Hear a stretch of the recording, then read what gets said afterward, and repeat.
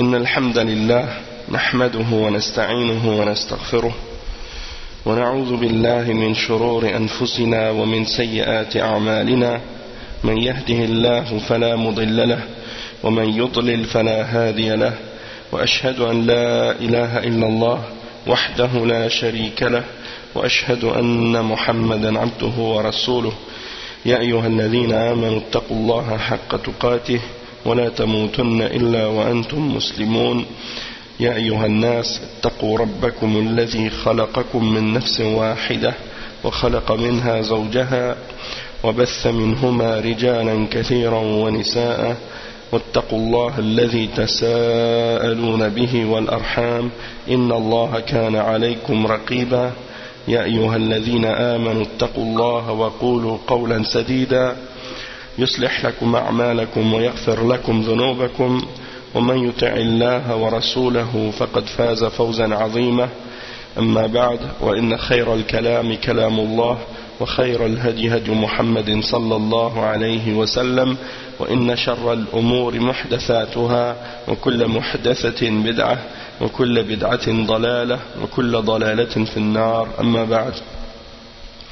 Donc on commence aujourd'hui le cours numéro 7 dans l'explication du tafsir de Surat al-Hujurat avec le tafsir de Cheikh Mohammed ibn Salih al-Uthaymin. Et on est arrivé aujourd'hui à la lecture du verset 9.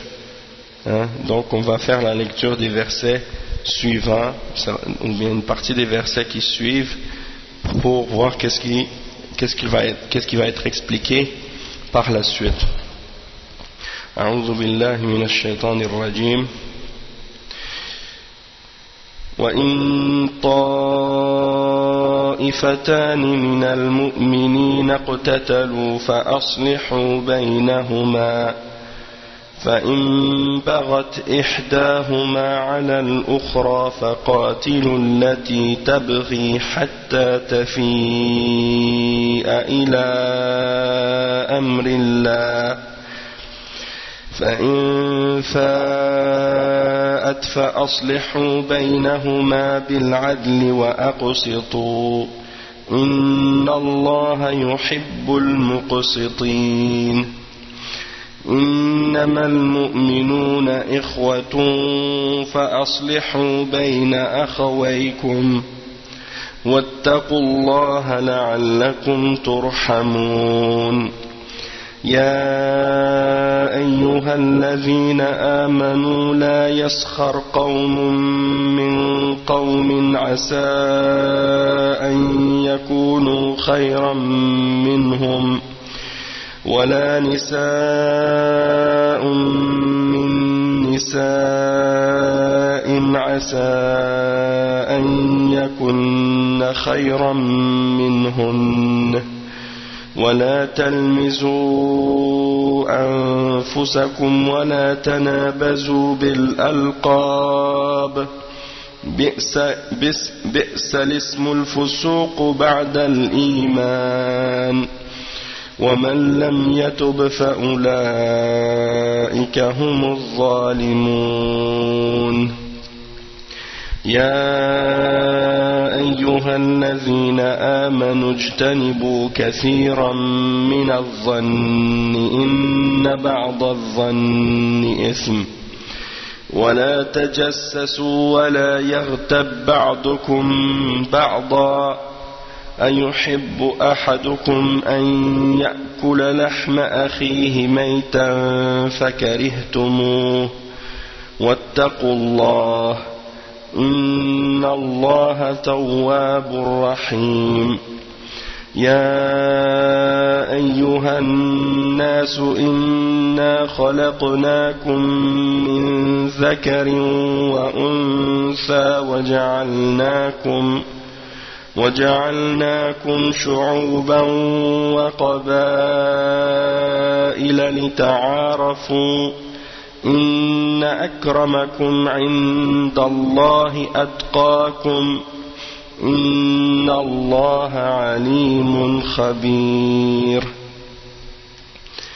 Naam. Donc ça c'est les versets qu'on va expliquer Inch'Allah dans les cours qui suivent. Donc pour le verset 9 Ça signifie, et si deux groupes de croyants se combattent, faites la conciliation entre eux. Et si l'un d'eux se rebelle contre l'autre, combattez le groupe qui se rebelle jusqu'à ce qu'il se conforme à l'ordre d'Allah. Puis s'il s'y conforme, réconciliez-les avec justice et soyez équitables, car Allah aime les équitables. Allah aime les gens justes. Les croyants ne sont que des frères. Établissez la concorde entre vos frères et craignez Allah afin qu'on vous fasse miséricorde. Ô vous qui avez cru qu'un groupe ne se raille pas d'un autre groupe, ceux-ci sont peut-être meilleurs qu'eux, et que des femmes ne se raillent pas d'autres femmes, celles-ci sont peut-être meilleures qu'elles. Ne vous dénigrez pas et ne vous lancez pas mutuellement des sobriquets injurieux. Quel vilain mot que perversion lorsqu'on a déjà la foi. Et quiconque ne se repent pas, ceux-là sont les injustes. Ô vous qui avez cru, évitez de trop conjecturer, de soupçonner à propos d'autrui, car une partie des soupçons est péché. N'espionnez pas et ne médisez pas les uns les autres. Ne parlez pas dans le dos les uns des autres. L'un de vous aimerait-il manger la chair de son frère mort? Non, vous en aurez horreur, et craignez Allah, car Allah est grand accueillant au repentir et très miséricordieux. Ô homme, nous vous avons créé d'un mâle et d'une femelle, et nous avons fait de vous des nations et des tribus, pour que vous vous entreconnaissiez. Le plus noble d'entre vous auprès d'Allah est le plus pieux. Allah est certes omniscient et grand connaisseur. Donc ça c'est les versets qu'on va lire aujourd'hui, ou bien une partie des versets qu'on va lire aujourd'hui et dans les cours qui vont suivre, Inch'Allah. Donc on commence tout de suite avec le verset numéro 9. Allah subhanahu wa ta'ala, il dit وَإِن طَائِفَتَانِ مِنَ الْمُؤْمِنِينَ اقْتَتَلُوا فَأَصْلِحُوا بَيْنَهُمَا فَإِنْ بَغَتْ إِحْدَاهُمَا عَلَى الْأُخْرَى فَقَاتِلُوا الَّتِي تَبْغِي حَتَّى تَفِيءَ إِلَى أَمْرِ اللَّهِ فَإِنْ فَاءَتْ فَأَصْلِحُوا بَيْنَهُمَا بِالْعَدْلِ وَأَقْسِطُوا إِنَّ اللَّهَ يُحِبُّ الْمُقْسِطِينَ. Donc le cheikh il explique, il dit طائفتان مفردها طائفة وهي الجماعة من الناس، وقوله اقتتلوا جمع، وإنما جمع لأن الطائفة تشتمل على أفراد كثيرين، فلذلك صح أن يعود الضمير على مثنى مراعاة للمعنى، وإلا لكان مقتضى اللغة أن يقول وإن طائفتان من المؤمنين اقتتلا ليطابق الضمير مرجعه، لكنه عاد إليه بالمعنى. والاقتتال بين المؤمنين له أسباب متعددة، والشيطان قد يئس أن يعبد في جزيرة العرب، لكنه رضي في التحريش بينهم، ويحرش بينهم حتى يكون بعضهم يقتل بعضا. فإذا حصل الاقتتال فالواجب على المؤمنين الآخرين الصلح بينهما، ولهذا قال فأصلحوا بينهما، أي اسعوا إلى الصلح بكل وسيلة حتى ولو كان ببذل المال والتنازل عن الحق لأحدهما عن الآخر، لأن الصلح لا بد فيه من أن يتنازل أحد الطرفين عما يريد من كمال حقه، وإلا لما تم الصلح. ولهذا قال تعالى والصلح خير وأضمرت الأنفس الشح، لأن كل إنسان يريد أن يتم قوله فلا بد من التنازل، فإذا أصلحنا بينهم ثم حصل بغي قال الله عز وجل فإن بغت إحداهما على الأخرى فقاتلوا التي تبغي. يعني لو فرض أنه بعد الصلح عادت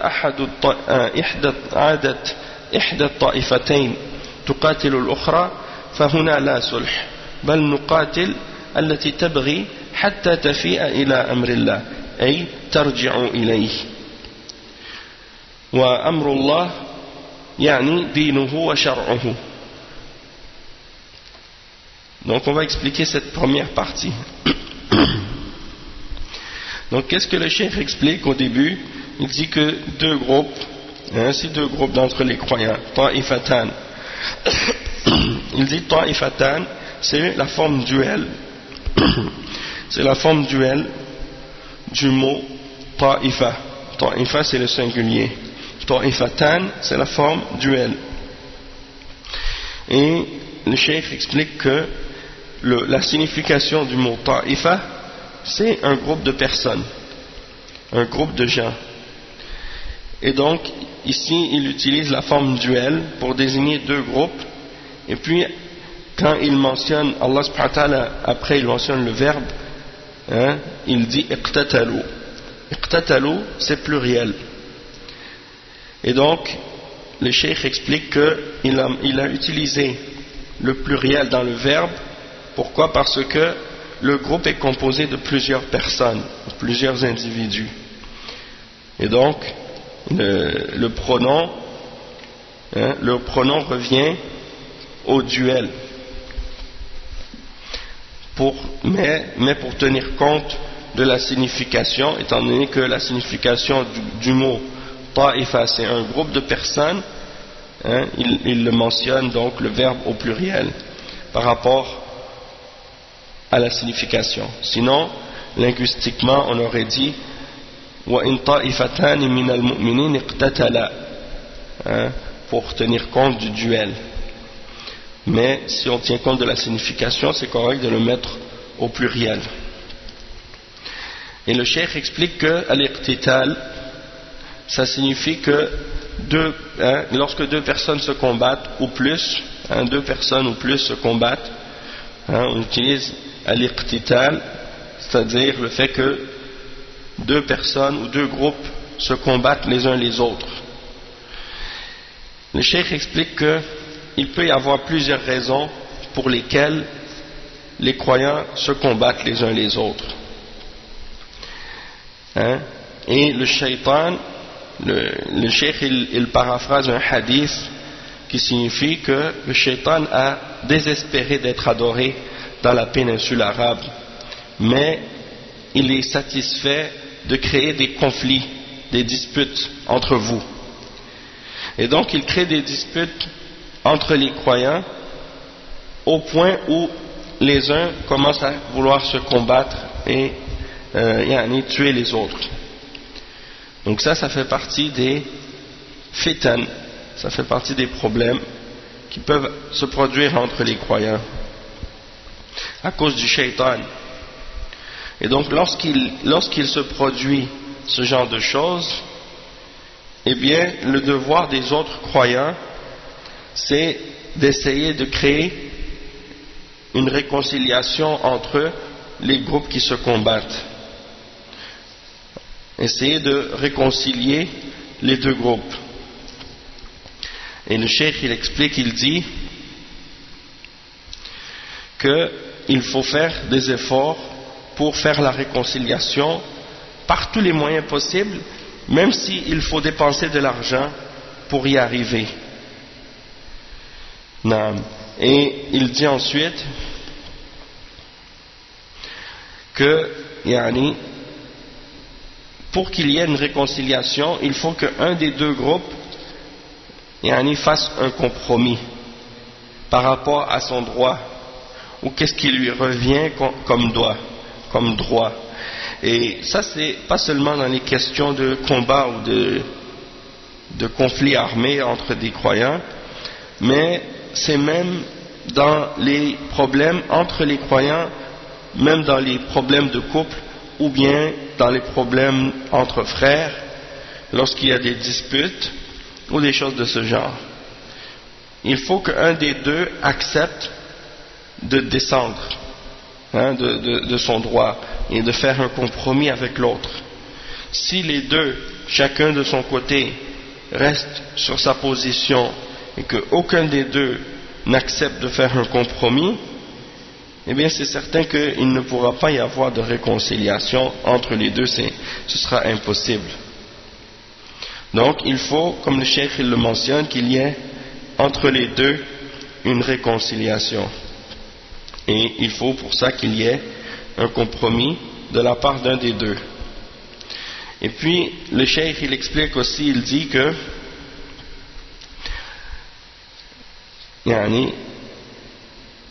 c'est de la seule manière qu'on pourra faire une réconciliation. Et Allah subhanahu wa ta'ala dit dans le Coran وَالصُّلْحُ خَيْرٌ, وَالصُّلْحُ خَيْرٌ, c'est-à-dire la réconciliation c'est quelque chose de bien, comme il le mentionne dans Surat An-Nisa. Donc la réconciliation c'est quelque chose de bien. Et وَأُحْضِرَتْ الْأَنفُسُ الشُّحَّ, donc on voit apparaître dans les âmes de l'avarice. Chacun veut avoir tout de son côté par rapport à cette réconciliation-là. Chacun veut garder sa position. Donc, il faut qu'il y ait un compromis. Comme Allah subhanahu wa ta'ala le dit dans le verset 100. Attendez, je crois que c'est... Je vais vous le mentionner exactement, comme ça vous allez comprendre un peu mieux le contexte. C'est le verset 128.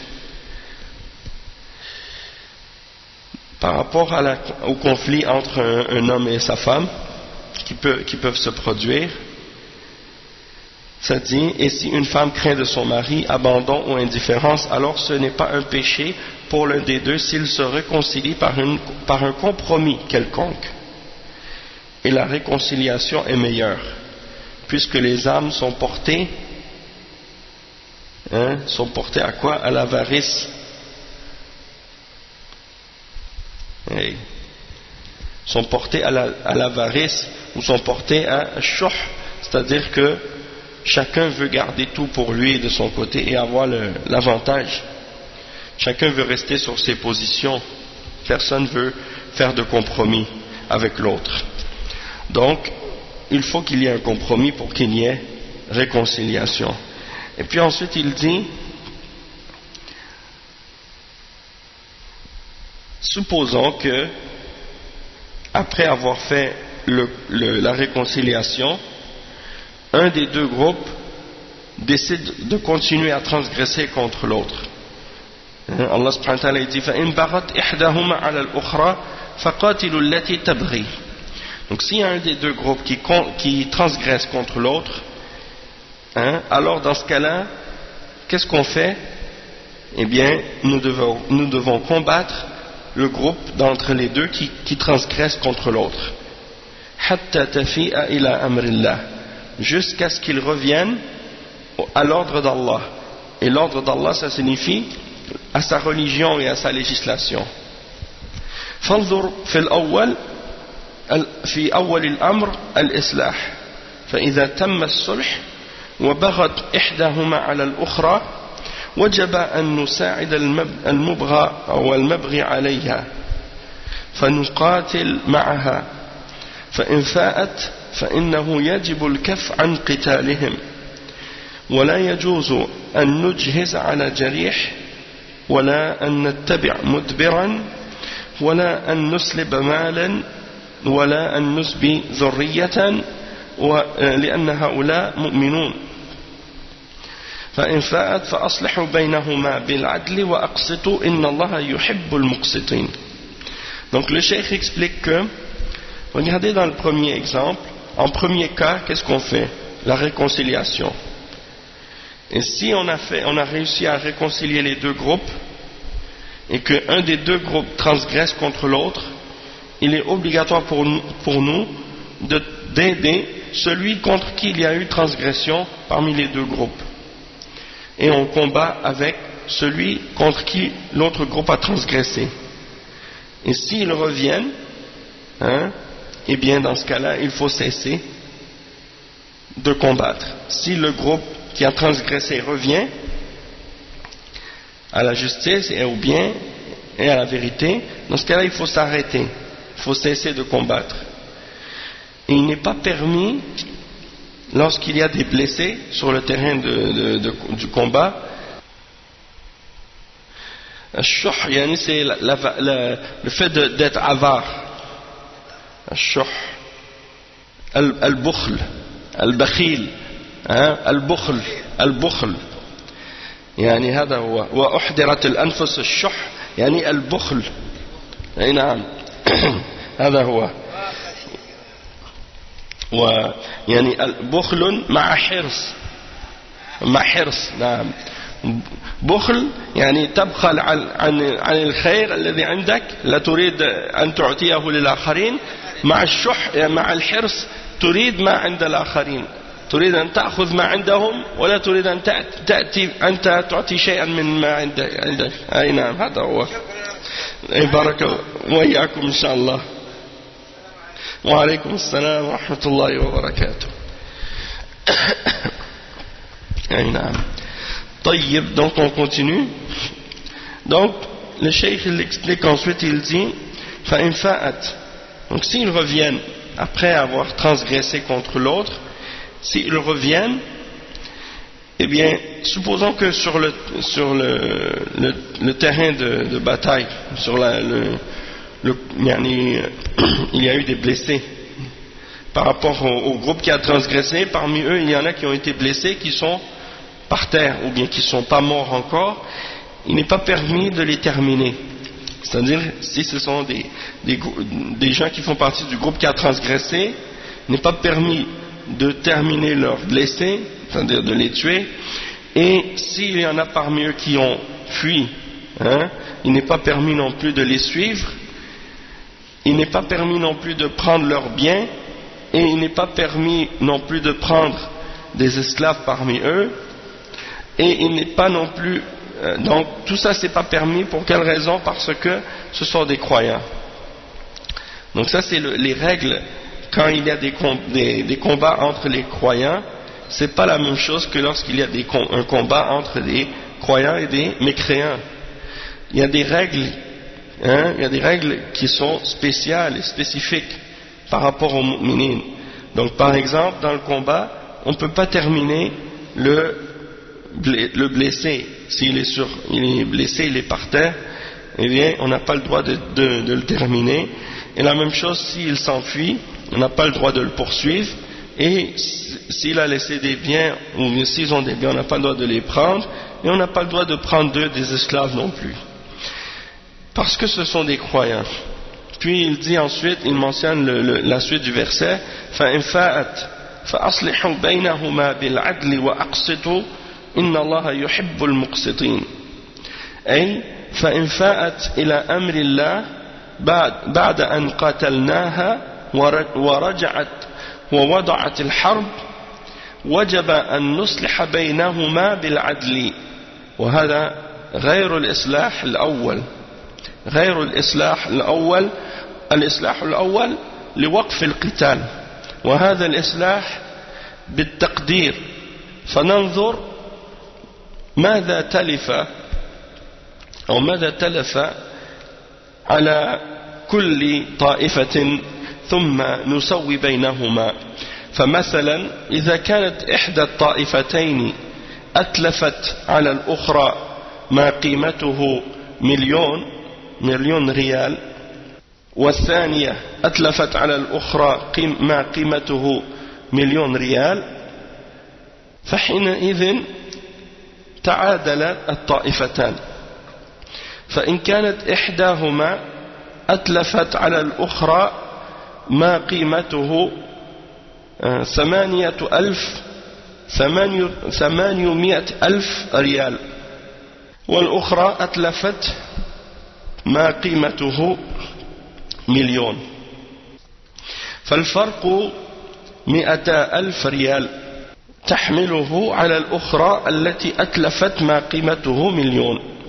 ولهذا قال فأصلحوا بينهما بالعدل وأقسطوا Inna Allah yuhibbul muqsitin, ay yuhibbul adilin. Donc le cheikh il explique. Il dit donc que si, après avoir combattu le groupe qui a transgressé contre l'autre, ils reviennent et ils cessent de combattre, alors faites la réconciliation entre eux en toute justice et soyez justes. Car Allah, certes, aime les justes, hein, et ceux qui sont équitables. Donc il dit, c'est-à-dire que s'ils reviennent à l'ordre d'Allah après que nous les ayons combattus, et qu'ils reviennent et qu'ils cessent la guerre, qu'ils cessent le combat, il est obligatoire dans ce cas-là de faire la réconciliation entre eux en toute justice. Et cette réconciliation, c'est pas la même que la première réconciliation. La première réconciliation, c'était dans le but de faire cesser le combat. Et ça, maintenant, cette réconciliation-là, après qu'on les ait combattus, ça vient avec une compensation. Ça vient avec une compensation. Et donc, qu'est-ce qu'on fait? On va regarder ce que chacun a détruit de ce que l'autre possède comme bien. Et donc, on va faire la compensation par rapport à qu'est-ce que les uns ont détruit de l'autre. Donc si par exemple les deux groupes, par exemple si supposons un des deux groupes a fait perdre à l'autre 1 million de riyals, et que le deuxième groupe aussi a fait perdre à l'autre 1 million de riyals, dans ce cas-là, les deux groupes sont égaux, à égalité, et donc il n'y en a pas un qui a à compenser à quoi que ce soit à l'autre, puisque les deux ont eu à égalité des destructions de chacun de leur côté. Toutefois, si par exemple d'un côté, pour un groupe, ils ont eu des pertes de 800 000 riyals, et de l'autre côté, ils ont eu des pertes d'1 million de riyals, alors dans ce cas-là, il y a 200 000 de différence entre les deux. Alors, le groupe qui a perdu 1 million doit recevoir 200 000 en compensation, puisqu'ils ont eu des pertes. Et donc ça, c'est pour que la réconciliation soit complétée, il faut qu'il y ait compensation. Et donc il dit ensuite, وَلِهَذَا قَالْ فَأَصْلِحُوا بَيْنَهُمَا بِالْعَدْلِ وَأَقْسِطُوا إِنَّ اللَّهَ يُحِبُّ الْمُقْسِطِينَ. C'est-à-dire, faites la réconciliation entre eux en toute justice et soyez justes, car Allah aime les justes. C'est-à-dire, al-adilin. Al-muqsitin, ça veut dire al-adilin. Al-adilin, ça veut dire ceux qui sont justes. Parce que le mot justice en arabe, c'est al-adl. Et al-adil, c'est celui qui est juste. Et donc, al-muqsit, c'est la même chose, c'est un synonyme. Et il dit وقد ثبت عن النبي صلى الله عليه وسلم أن المقسطين على منابر من نور عن يمين الله عز وجل الذين يعدلون في أهليهم وما ولوا من أمور المسلمين. Donc le cheikh il dit qu'il a été rapporté de façon authentique du prophète sallallahu alayhi wa sallam, comme c'est rapporté par l'imam Muslim, que le prophète sallallahu alayhi wa sallam a dit que les gens qui ont été justes seront assis sur des chairs de lumière, seront assis sur des chairs de lumière à droite d'Allah subhanahu wa ta'ala, à la droite d'Allah. Et ce sont ceux qui ont été justes avec leur famille et justes dans ce qu'ils avaient comme responsabilité par rapport aux affaires des musulmans. Ils ont géré les affaires des musulmans avec justice, et donc ils seront assis sur des chaises de lumière, ou des pupitres, ou des manabir, de lumière, à droite d'Allah subhanahu wa ta'ala. en récompense pour le fait d'avoir été juste. Puis ensuite le cheikh dit ثم قال عز وجل إنما المؤمنون إخوة وهذا كالتعليل لقوله فأصلحوا بينهما يعني إنما أوجب الله علينا الإصلاح بين الطائفتين المقتتلتين لأن المؤمنين إخوة الطائفتان المقتتلتان هما أخوان ونحن أيضا إخوة لهم حتى مع القتال. Donc le cheikh il explique, il dit que Allah subhanahu wa ta'ala, il mentionne ensuite que les croyants ne sont que des frères. Et donc ça c'est pour expliquer la raison du jugement, puisque Allah subhanahu wa ta'ala il dit faites la réconciliation entre eux. Pourquoi? Parce que les croyants ne sont que des frères. Donc c'est pour ça que Allah subhanahu wa ta'ala a ordonné qu'il y ait cette réconciliation entre les deux groupes qui combattent, puisque les deux groupes qui se combattent les uns les autres sont des frères entre eux. Et donc même lorsqu'il y a des combats entre les croyants, eh bien on reste quand même des frères. Même quand on est en train de se combattre, on est des frères, parce que c'est une fraternité qui est établie sur la foi et qui est basée sur la foi. Et le simple fait qu'il y ait entre des croyants un combat ou des disputes ou des conflits, ça n'annule pas cette fraternité-là. Ça ne l'annule pas, même si ça peut la diminuer parfois, mais ça ne peut pas l'annuler complètement, puisque tant que ce sont des croyants, ce sont nos frères. Ensuite le cheikh il dit فإذا قال قائل أليس النبي صلى الله عليه وسلم قال سباب المسلم فسوق وقتاله كفر والكافر ليس أخا للمؤمن.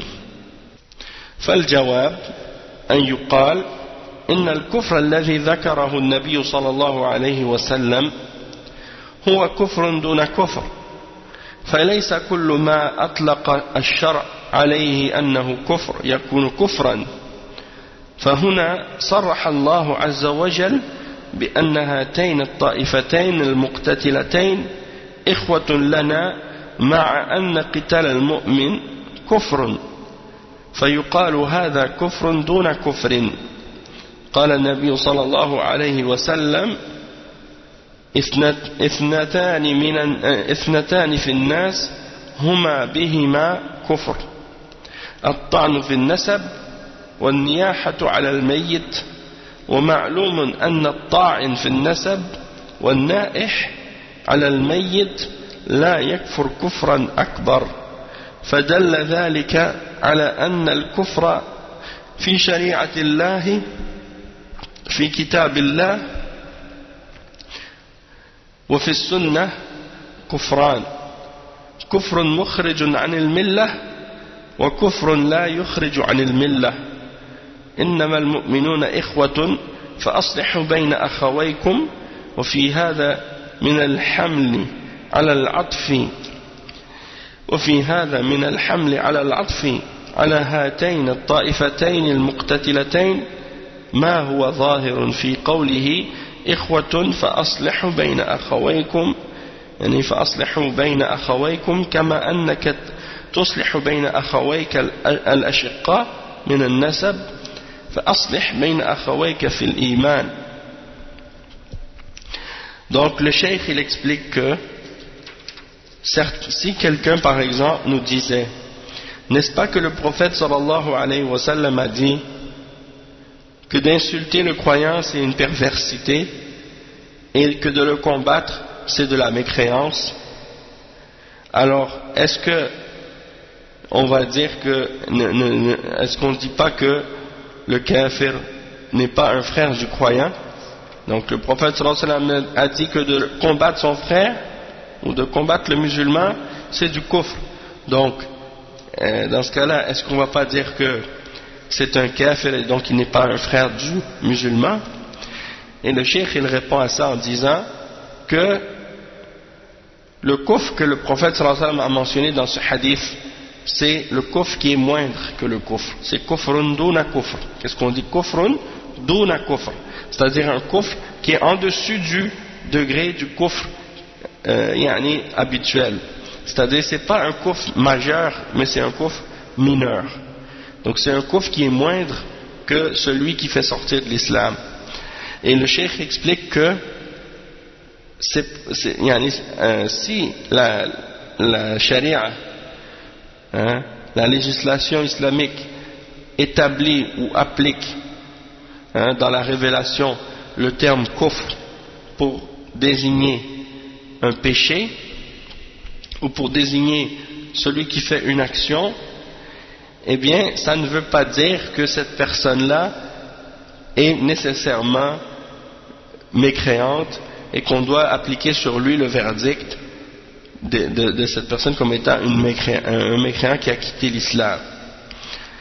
Puisque dans le verset qu'on a lu maintenant, Allah subhanahu wa ta'ala mentionne de façon explicite que les deux groupes en question sont en train de se combattre et qu'ils sont des frères, qu'ils sont nos frères, malgré qu'ils sont en train de se combattre. Et malgré que le fait de combattre un croyant c'est kufr, mais il dit quand même que ce sont des frères.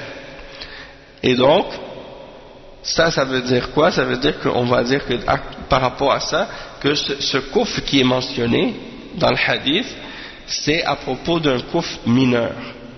Qu'est-ce qu'on appelle en arabe, comme Abdullah ibn Abbas et d'autres ont mentionné, que c'est kufrun duna kufr. C'est-à-dire c'est un kufr qui est moindre que le kufr qui fait sortir de la religion. Et il y a beaucoup d'exemples comme ça dans les hadiths du prophète sallallahu alayhi wa sallam, comme le hadith dans lequel le prophète sallallahu alayhi wa sallam a dit, et c'est rapporté par l'imam Muslim, il dit qu'il y a deux choses chez les gens qui sont du kufr. Il y a deux choses qui sont chez les gens et qui sont du kufr. Et il a mentionné, le premier c'est at-ta'nu fi an-nasab, c'est-à-dire d'insulter quelqu'un par rapport à son origine ou à ses liens de parenté, son origine ethnique ou sa tribu ou bien sa généalogie, ses liens de parenté ou des choses de ce genre, son origine en d'autres mots. Et la deuxième chose c'est quoi? An-niyaha ala al-mayyit, c'est-à-dire de faire des lamentations pour le mort. An-niyaha ala al-mayyit, de faire des lamentations pour le mort. Et on sait très bien que la personne qui critique ou insulte quelqu'un par rapport à son origine, ou la personne qui fait des lamentations pour le mort, elle n'a pas commis un acte de kufr qui est un kufr majeur. Et donc ça c'est la preuve que le kufr dans la charia et dans le livre et dans le Coran et dans la sunna, il est de deux catégories. Il y a deux sortes de kufr dans le Coran et dans la sunna. Il y a un kufr majeur qui fait sortir de l'islam et il y a un kufr mineur qui ne fait pas sortir de la religion. Et ici, Allah subhanahu wa ta'ala dit innamal mu'minuna ikhwa fa aslihu bayna akhawaykum. Il dit les croyants ne sont que des frères, alors dans ce cas faites la réconciliation entre vos frères. Et donc on voit ici le lien qui a été fait entre ces deux groupes qui mentionnent de façon apparente et claire que ce sont des frères dans la foi. Et il dit ikhwatun fa aslihu bayna akhawaykum. Donc des frères, ce sont des frères, les croyants ne sont que des frères, alors faites la réconciliation entre vos frères. De la même manière qu'on ferait la réconciliation entre des frères de sang, c'est-à-dire des frères qui ont les mêmes pères et les mêmes mères, eh bien on doit faire la réconciliation entre nos frères qui sont des frères de la foi, des frères dans la foi. Wattaqullaha la'allakum turhamun. Craignez Allah faites preuve de piété envers Allah pour que vous puissiez, ou pour qu'on puisse vous faire miséricorde, pour qu'on vous fasse miséricorde. Donc le cheikh il explique ça, il dit يعني اتقوا الله بأن تفعلوا ما أمركم به وتتركوا ما نهاكم عنه لأنكم إذا قمتم بهذا فقد اتخذتم وقاية من عذاب الله وهذه هي التقوى. على هذا كلما سمعت كلمة تقوى في القرآن فالمعنى أنها اتخاذ الوقاية من عذاب الله بفعل أوامره واجتناب نواهيه لعلكم ترحمون أي ليرحمكم الله عز وجل إذا اتقيتموه. Donc le cheikh il dit, c'est-à-dire faites preuve de piété envers Allah en faisant ce que Allah vous a ordonné et en délaissant ce que Allah subhanahu wa ta'ala vous a interdit de faire. Et si vous faites cela, eh bien dans ce cas-là vous avez pris entre vous-même et le châtiment d'Allah une protection. Et c'est ça at-taqwa. At-taqwa, c'est de prendre une wiqaya entre nous-mêmes et le châtiment d'Allah. Al-wiqaya, c'est-à-dire une protection. Donc c'est ça, c'est de se protéger contre le châtiment d'Allah. At-taqwa, c'est ça, c'est de se protéger contre le châtiment d'Allah en prenant une protection. Et la protection, c'est quoi? C'est de faire ce que Allah nous ordonne et de s'écarter de ce qu'il nous interdit. Donc chaque fois que tu entends le mot taqwa dans le Coran, tu dois savoir que c'est dans le sens de prendre une protection contre le châtiment d'Allah en faisant ce qu'il t'ordonne et en t'écartant de ce qu'il t'interdit. La'allakum turhamun ay liyarhamakumullah azza wa jal. C'est-à-dire pour qu'on puisse vous faire miséricorde, c'est-à-dire si vous faites preuve de piété et que vous prenez une protection entre vous-même et le châtiment d'Allah en faisant ce qu'il vous ordonne et en vous écartant de ce qu'il vous a interdit de faire, eh bien dans ce cas-là vous allez recevoir d'Allah sa miséricorde. C'est ça ce que ça signifie. Et ensuite, les versets suivants, le cheikh les explique, il dit ثم قال الله عز وجل في جملة ما بين الله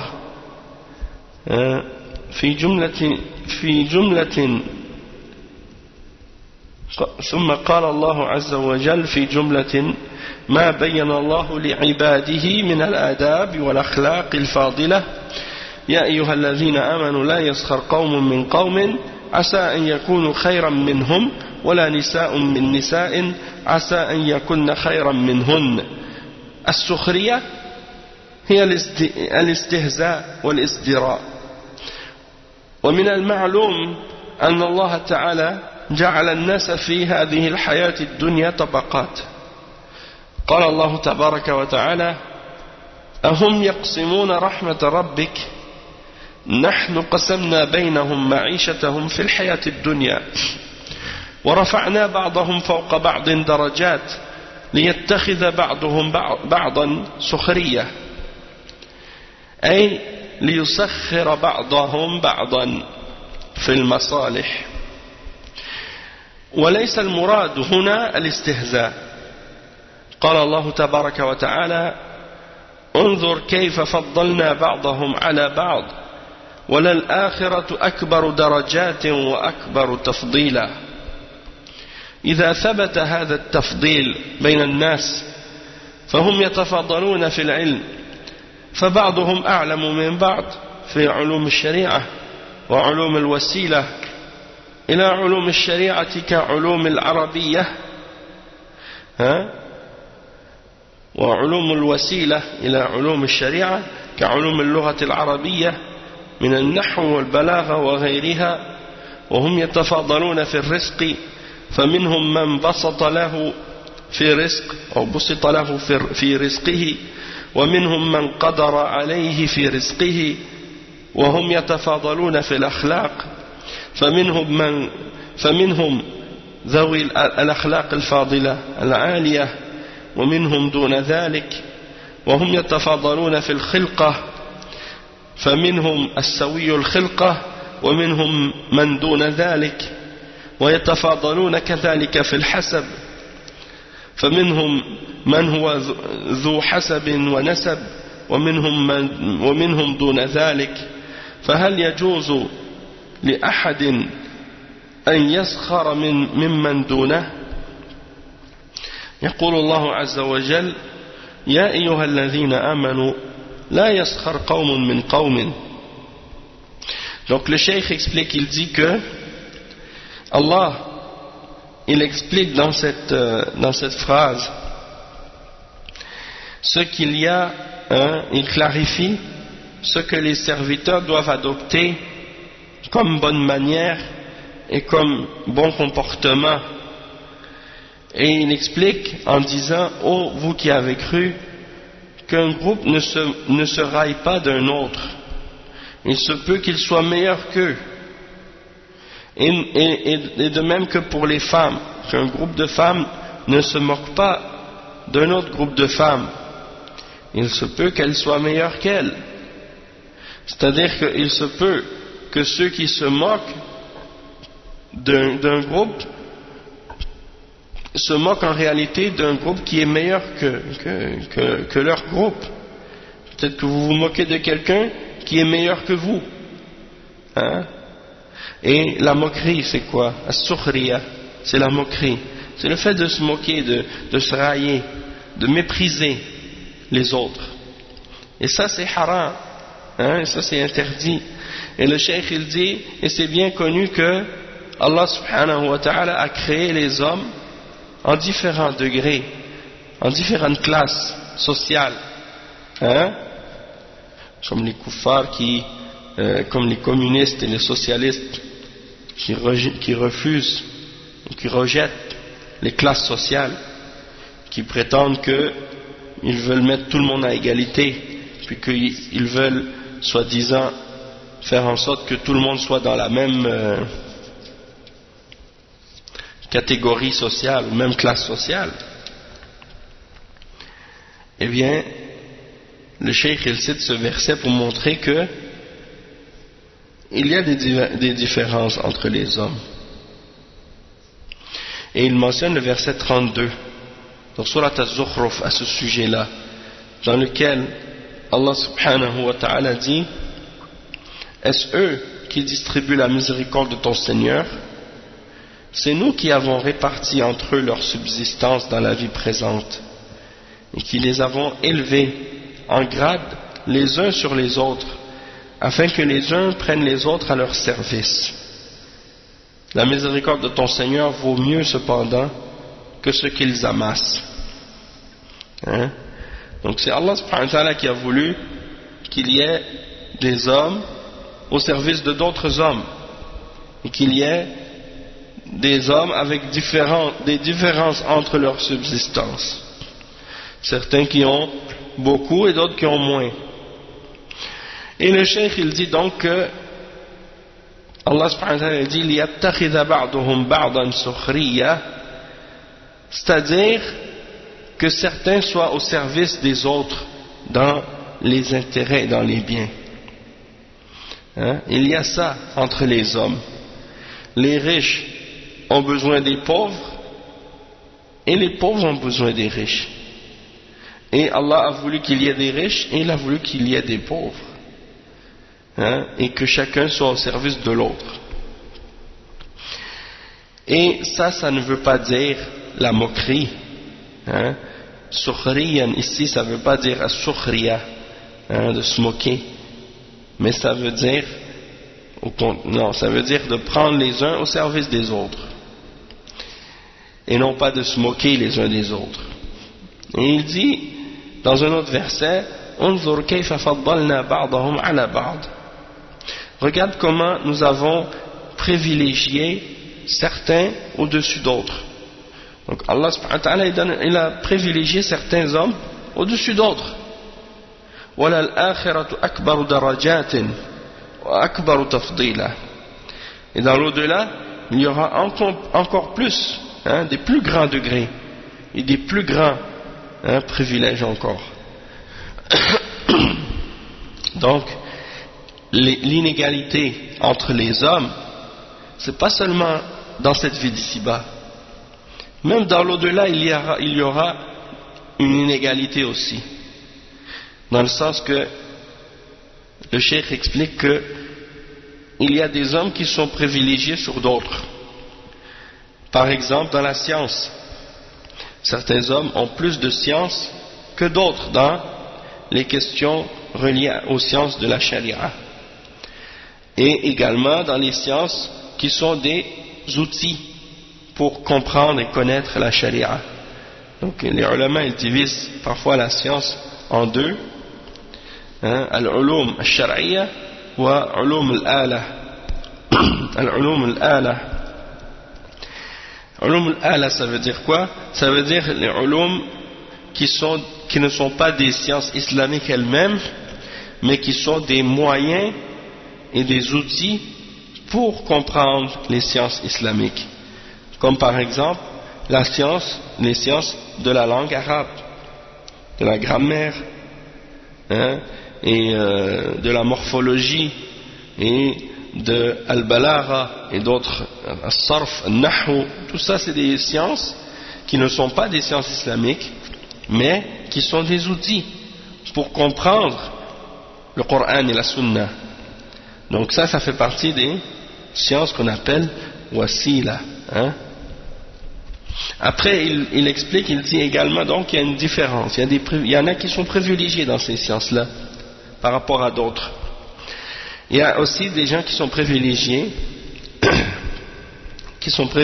dans la subsistance, puisque parmi les hommes il y en a à qui Allah subhanahu wa ta'ala a donné beaucoup de richesses. Il y a des gens par exemple, ils naissent avec des grandes richesses, soit que c'est des richesses qui appartiennent à leurs parents ou bien des richesses qui leur appartiennent.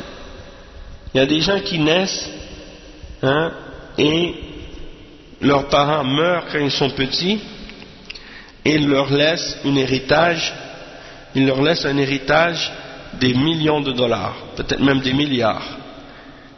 Et au moment de leur puberté, ou quand ils vont avoir l'âge de pouvoir gérer leur fortune, ils vont être des milliardaires, alors qu'ils n'ont même pas travaillé pour avoir cet argent.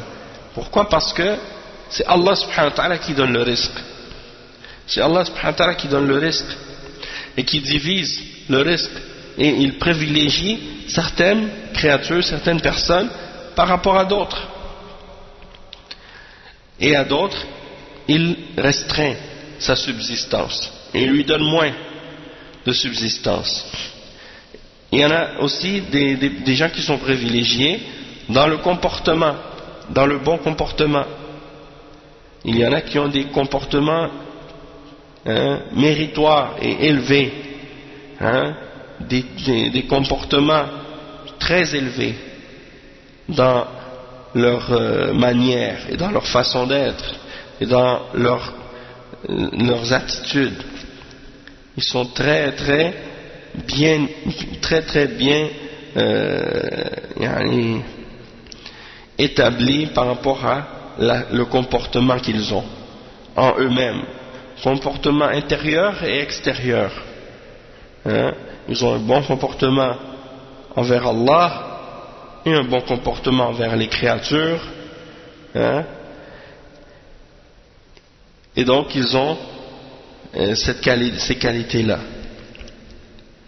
Et il y en a d'autres qui ont moins un bon comportement. Il y en a d'autres qui ont une création. Allah les a créés avec une belle apparence.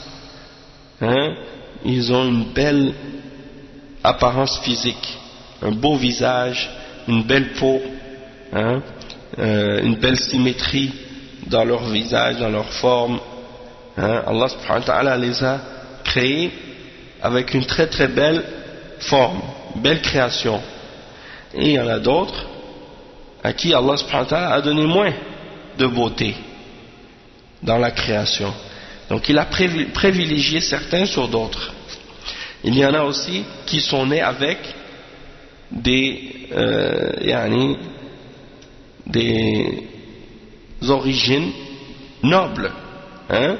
Il y en a des gens qui sont nés dans des familles avec des origines nobles, tandis que d'autres sont nés dans des familles avec moins de noblesse et moins de prestige. Hein. Les gens, des fois, ils ne savent pas d'où viennent ces différentes origines, par exemple, de différentes raisons pourquoi on dit que telle famille est noble, telle famille est noble et que telle n'est pas noble. Et la raison de cette noblesse, souvent, ça venait à l'époque, hein, quand les gens avaient encore ce qu'ils appellent la noblesse, ça venait du fait que dans l'histoire ou la généalogie de ces familles, il y avait des grands hommes qui avaient fait preuve de courage ou qui avaient fait preuve de dévotion, soit religieuse ou autre, et donc les gens qui ont été les descendants de cet homme ont gardé une certaine fierté et un prestige d'être de cette descendance-là, et souvent ils essayaient de rester à la hauteur de la renommée de cet homme pour essayer justement de garder cette noblesse dans le comportement et dans l'attitude. Tandis que certaines familles font moins attention, faisaient moins attention à ces questions de comportement et de noblesse et de courage et de force. Et donc ils avaient moins de renommée, ils ont moins de noblesse. Donc ça c'est des raisons pour ça. Si tu veux être noble ou que ta famille soit noble, eh bien adopte le comportement noble, hein, et enseigne-la à ta famille pour que Allah subhanahu wa ta'ala vous élève. Après le cheikh il mentionne, il dit, donc tout ça, Allah subhanahu wa ta'ala, c'est lui qui a voulu qu'il y ait des gens qui soient privilégiés sur d'autres. Mais est-ce que ça, c'est quelque chose qui justifie que certains se moquent les uns des autres et se méprisent les uns les autres? Allah subhanahu wa ta'ala, il dit, ô vous qui avez cru, que les uns d'entre vous ne se moquent pas des autres et ne se raillent pas des autres. Donc le cheikh il explique, il dit, فَيُخَاطِبُنَا يقول الله عز وجل يا أيها الذين آمنوا لا يسخر قوم من قوم فيخاطبنا عز وجل بوصف الإيمان وينهانا أن يسخر بعضنا من بعض لأن المفضل هو الله عز وجل وإذا كان هو الله لزم من سخريتك بهذا الشخص الذي هو دونك أن تكون ساخرا بتقدير الله عز وجل وإلى هذا يوحي قول الرسول صلى الله عليه وسلم لا تسبوا الدهر فإن الله هو الدهر وفي الحديث القدسي يؤذيني ابن آدم يسب الدهر وأنا الدهر بيدي الأمر أقلب الليل والنهار فلماذا تسخر من هذا الرجل الذي هو دونك في العلم أو في المال أو في الخلق أو في الخلقة أو في الحسب أو في النسب لماذا تسخر منه أليس الذي أعطاك الفضل هو الله الذي حرمه هذا في تصورك لماذا فلماذا ولهذا قال عز وجل عسى أن يكونوا خيرا منهم يعني رب ساخر اليوم رب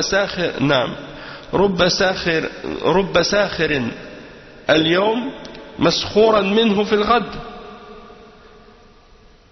Donc le cheikh il explique, il dit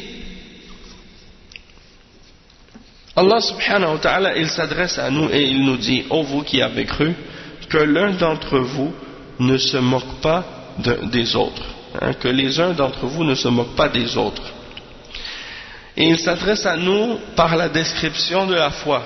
Ô vous qui avez cru, qui avez la foi, ô vous qui avez al-iman, il nous interdit de se moquer les uns des autres. Il dit pourquoi? Parce que celui qui est privilégié, il a été privilégié par qui? Par Allah. Et donc, si c'est Allah subhanahu wa ta'ala qui l'a privilégié, eh bien, ça veut dire que donc, dans ce cas-là, il ne doit pas se moquer de celui sur qui il a été privilégié par Allah, parce que celui qui l'a privilégié, et celui sur qui il a été privilégié, eh bien, c'est Allah qui l'a mis dans la situation dans laquelle il est. Donc, ça implique que si tu te moques de quelqu'un parce que il n'est pas aussi privilégié que toi et qu'il n'a pas les mêmes privilèges que toi ou les mêmes belles choses que toi, eh bien c'est comme si tu te moquais de ce que Allah a prédestiné pour cette personne. Donc en réalité tu te moques de la prédestination d'Allah subhanahu wa ta'ala. Et c'est ça ce qui indique la parole du prophète sallallahu alayhi wa sallam lorsqu'il dit n'insultez pas le temps car Allah est le temps. Et il dit dans le hadith al-Qudsi, le fils d'Adam me fait du tort, ou bien il me nuit. Par quelle manière? En insultant le temps. Le fils d'Adam, il me nuit en insultant le temps, et il dit je suis le temps, alors que je suis le temps. Et il dit l'affaire est entre ma main, l'affaire est dans ma main, et c'est moi qui fais tourner la nuit et le jour. Donc Allah subhanahu wa ta'ala, c'est lui qui contrôle le temps, c'est lui qui fait tourner le jour et la nuit. Donc si tu insultes le temps, en réalité tu es en train d'insulter celui qui contrôle le temps, c'est-à-dire Allah subhanahu wa ta'ala. Et c'est pour ça qu'il y a des hadiths aussi qui mentionnent l'interdiction d'insulter la pluie, ou d'insulter le vent, ou d'insulter la température, le climat.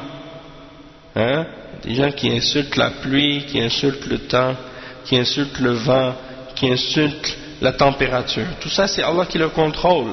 Donc si ils disent ça, en réalité, indirectement ils sont en train d'insulter Allah subhanahu wa ta'ala, parce que le temps lui-même ne contrôle rien.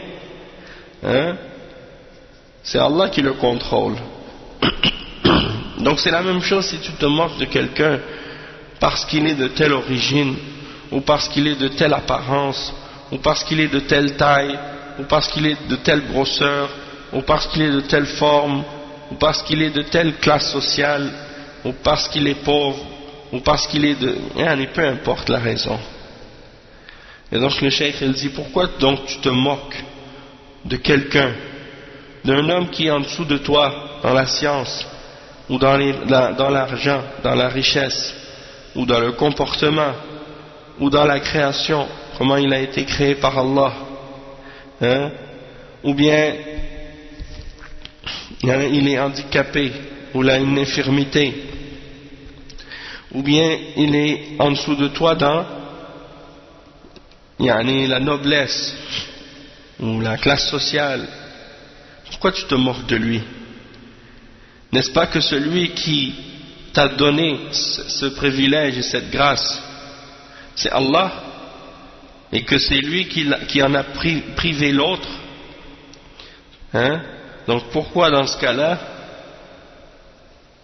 hein, si tu dis que c'est Allah qui t'a privilégié et qui a privé l'autre de cette grâce, alors dans ce cas-là pourquoi tu te moques, puisque c'est Allah subhanahu wa ta'ala qui a fait cette différence. Asa an yakunu khayran minhum, c'est possible que ce soit eux qui sont meilleurs qu'eux. Il dit aujourd'hui toi tu te moques, c'est possible qu'aujourd'hui tu te moques et demain ce sera de toi qu'on se moque, hein? Aujourd'hui tu te moques des gens, demain les gens vont se moquer de toi. Donc, hein, pourquoi tu te moques? Et il dit le cheikh ensuite, وَرُبَّمَا مَفْضُولُنَا الْيَوْمِ يَكُونُ فَاضِلًا فِي الْغَدِ وَهَذَا شَيْءٌ مُشَاهَدٌ وفي بعض الآثار يروى من عير أخاه بذنب لم يمت حتى يعمله. Subhanallah.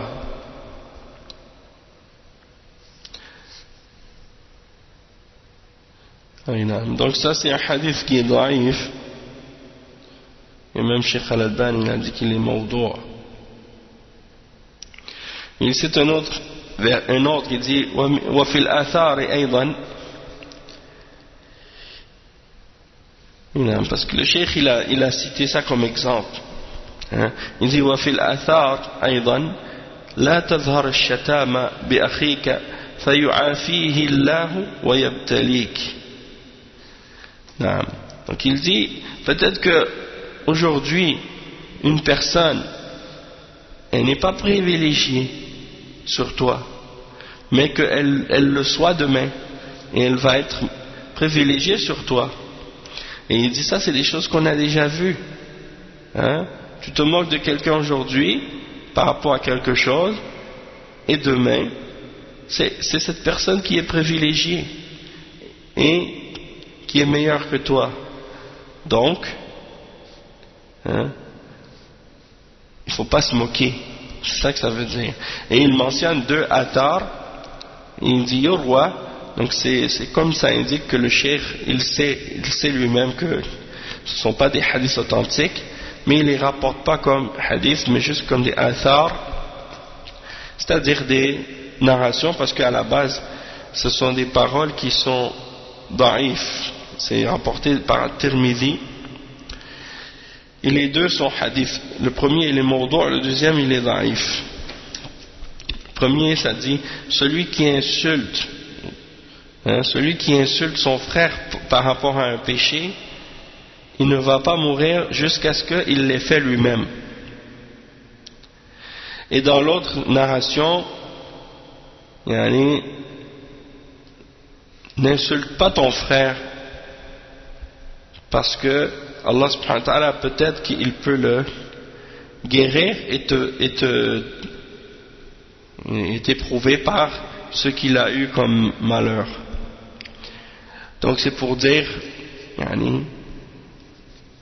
évite de te moquer des autres par rapport à qu'est-ce qu'ils ont ou qu'est-ce qu'ils n'ont pas, par rapport à qu'est-ce que tu as que tu penses que c'est meilleur qu'eux, parce que il se peut que il y ait une situation qui change et qui fasse que la chose pour laquelle tu te moquais de lui, eh bien elle revienne contre toi, et que ce soit toi qui sois dans la situation dans laquelle on se moque, hein?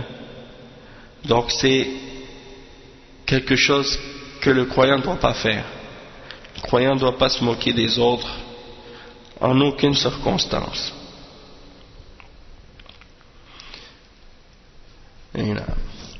Ensuite le cheikh il explique, il dit إذن يجب على الإنسان أن يتأدب بما أدبه الله به فلا يسخر من غيره عسى أن يكون خيرا منه ولا نساء من نساء عسى أن يكن خيرا منهن ونص على النساء والرجال بالتفصيل حتى لا يقول أحد إن هذا خاص بالرجال لو ذكر الرجال وحدهم أو خاص بالنساء وحدهن وهذا نعرف الفرق بين القوم والنساء يعني إذا جمع بين القوم والنساء فالقوم هم الرجال والنساء هن الإناث وإن ذكر القوم وحدهم شمل الرجال والنساء مثل ما يذكر في الرسل عليهم الصلاة والسلام أنهم أرسلوا إلى قومهم فهو يشمل الذكور والإناث لكن إذا ذكر القوم والنساء صار النساء هن الإناث والقوم هم الذكور. Donc le cheikh il explique que de même que Allah subhanahu wa ta'ala il ordonne aux femmes aussi de ne pas se moquer des autres femmes. Et donc ça c'est une indication détaillée pour les hommes et les femmes. Et le cheikh explique que c'est pour que les gens ne disent pas ah ça c'est spécifique aux hommes, hein, si on avait mentionné seulement les hommes, ou pour que quelqu'un ne dise pas ah ça c'est spécifique aux femmes, hein. Donc ici on peut comprendre donc la différence entre les gens et les femmes. Comme par exemple dans certains versets on ne mentionne pas les femmes, on mentionne seulement les hommes ou bien on mentionne seulement les gens, mais on ne mentionne pas spécifiquement les femmes. Donc si on dit les gens, ça comprend les hommes et les femmes. Mais si on mentionne les gens et les femmes, dans ce cas-là les gens c'est les hommes et les femmes c'est les femelles, hein? Donc pour dire que Allah subhanahu wa ta'ala parfois il mentionne dans le Coran qu'il a envoyé les messagers à des peuples, hein, à des gens. Et les peuples, ici ça comprend les hommes et les femmes, ça ne comprend pas juste les hommes. Allah il n'a pas envoyé les messagers uniquement aux hommes sans les femmes, non, il a envoyé les messagers aux hommes et aux femmes. Mais si on mentionne Al-Qawm ça implique les femmes aussi. Et si on mentionne Al-Qawm wa Nisa, on mentionne les gens ou bien les peuples, et on mentionne aussi de façon spécifique les femmes, donc ça veut dire que les femmes c'est les femelles et Al-Qawm c'est les mâles. Il dit وهذا الأدب عام لجميع الأمة ويجب على كل طالب علم أن يكون أول من يمتثل أمر الله عز وجل ويجتنب نهيه لأنه مسؤول عن ذلك وذلك من وجهين. Le cheikh il dit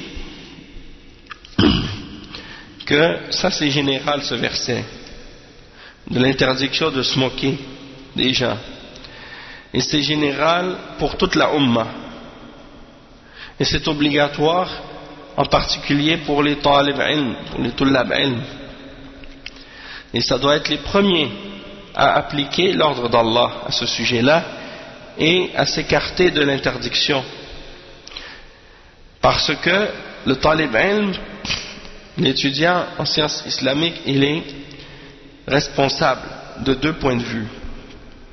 الوجه الأول أنه كغيره من المكلفين والثاني أن طالب العلم قدوة. Donc le cheikh il dit premièrement du point de vue que le talib ilm il est comme tous les autres parmi les musulmans qui est responsable de ses actes, et deuxièmement du point de vue que c'est un modèle pour les autres. أي أي عمل يعمله فسوف يقتضي به الناس ويحتجون به. فإذا كان طالب العلم هو الذي يسخر من العلماء أو من دون العلماء فهذه بلية في الواقع. فالواجب على الإنسان إذا خالف غيره أن يلتمس له العذر، ثم يتصل بهذا المخالف ويبحث معه، فربما يكون الحق مع من خالفه ويناقشه بأدب واحترام وهدوء حتى يتبين الحق. وأما سخريته بما خالف رأيه أو رأي شيخه فهذا غلط. وكل إنسان يخالفك في قولك فإن الواجب عليك أن تحمله على أحسن المحامل، وأن هذا اجتهاده، وأن الله عز وجل سيأجره على اجتهاده إذا أخطأ، وإن أصاب فله أجران. ثم تتصل به وتناقشه ولا تستحي، فربما تبين أن الحق معك فتكون لك منة على هذا الرجل، وربما يتبين أن الحق معه فيكون له منة عليك. أما السخرية فهذا ليس من آداب طالب العلم، بل ولا من آداب المؤمن مع أخيه. Donc le cheikh il dit, peu importe, hein, le talib ilm c'est un exemple et un modèle. Donc s'il fait une action, eh bien les gens vont le suivre dans cette action-là et ils vont prendre son action comme un argument et comme une preuve pour justifier leur comportement. Donc si le talib ilm il se moque des ulama ou ceux qui sont en dessous des ulama, eh bien ça en réalité c'est un grand malheur. Il dit l'obligation pour quelqu'un c'est lorsque quelqu'un te contredit dans quoi que ce soit, eh bien tu dois lui chercher des excuses, hein? Et ça bien entendu c'est par rapport aux gens qui sont sur la sunna, parmi les gens qui suivent la voie des salafs et qui ont des divergences sur des questions d'ijtihad, hein? Il ne parle pas des gens de bid'ah et des mubtadi'ah ou des hizbiyin, hein? Des fois les gens de hizbiyya ils prennent les paroles en dehors de leur contexte. Donc il faut comprendre ici que le cheikh il parle de l'attitude des gens de Ahl Sunnah entre eux et des gens qui suivent la voie des salafs, comment ils doivent agir entre eux lorsqu'ils ont des divergences. Donc le cheikh il dit, donc l'obligation pour quelqu'un c'est lorsqu'il voit que quelqu'un d'autre est en contradiction ou bien et pas en accord avec lui, il y a une divergence avec lui, il doit lui chercher une excuse et il doit le contacter, hein? Il doit le contacter et le chercher, hein? Chercher avec lui par rapport au sujet dans lequel il a divergé avec lui. Et il se peut que la vérité soit avec celui qui a divergé. Donc le fait de débattre et de discuter avec respect et avec douceur, hein, eh bien ça c'est quelque chose qui fait que par la suite, une fois qu'on va clarifier où se trouve la vérité, eh bien chacun va suivre la vérité. Tandis que avec les moqueries, hein, et que tu te moques de la personne qui a une opinion différente de la tienne, ou tu te moques de l'opinion de son cheikh, et ça c'est une erreur. Parce que tout être humain, hein, toute personne qui te contredit dans ta parole, l'obligation pour toi c'est de prendre sa parole de la manière la plus belle, hein, des possibilités qu'il peut avoir comme signification. Tu prends la meilleure signification possible. Et il dit Donc toute personne qui te contredit, c'est obligatoire pour toi de prendre sa parole dans le sens le meilleur. Hein? Et que ça c'est son ijtihad, c'est-à-dire c'est l'effort qu'il a fait pour essayer d'atteindre la vérité. Et que Allah subhanahu wa ta'ala va le récompenser pour cet ijtihad qu'il a fait, même s'il s'est trompé.